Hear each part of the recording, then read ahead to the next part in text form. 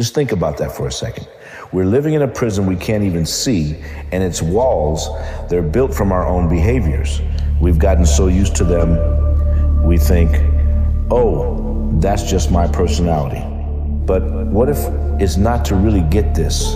We have to look beyond just the mind, because something like trauma, which is often at the root of all this, it isn't just a story we tell ourselves.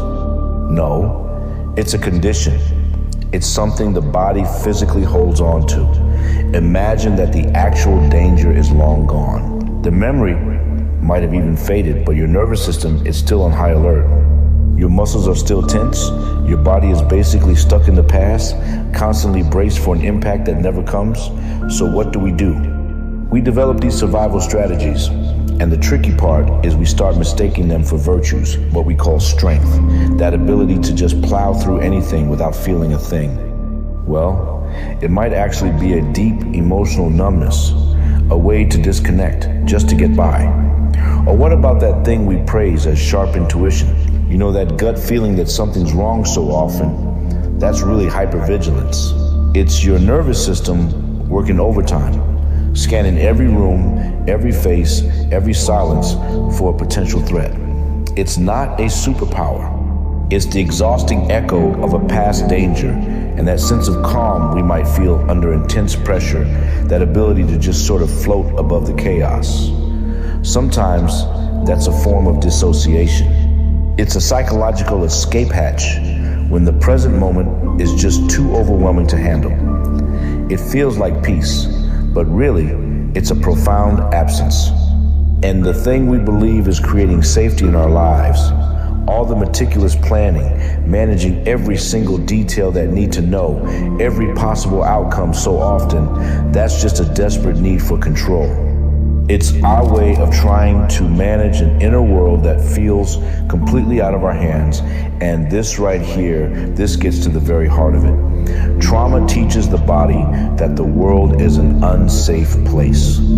So insecurity isn't some kind of character flaw, it's the only logical consequence of that lesson. So when your inner world feels that unsafe, you have to build something to face the outer world. You create masks. And these aren't about deception. They're survival tools, cleverly disguised as pieces of your personality. And these masks, well, they take on so many forms, don't they? Perfectionism, control, even humor, or just pulling away from everyone. Each one is a signal, a signpost pointing back to the wound it's trying so hard to cover up. Let's take a closer look at perfectionism. This isn't really about striving for excellence. It's about the absolute terror of being seen as flawed. A simple typo can feel like a total failure. A stumble feels like a complete collapse because it confirms that deepest fear that you're just not good enough and control.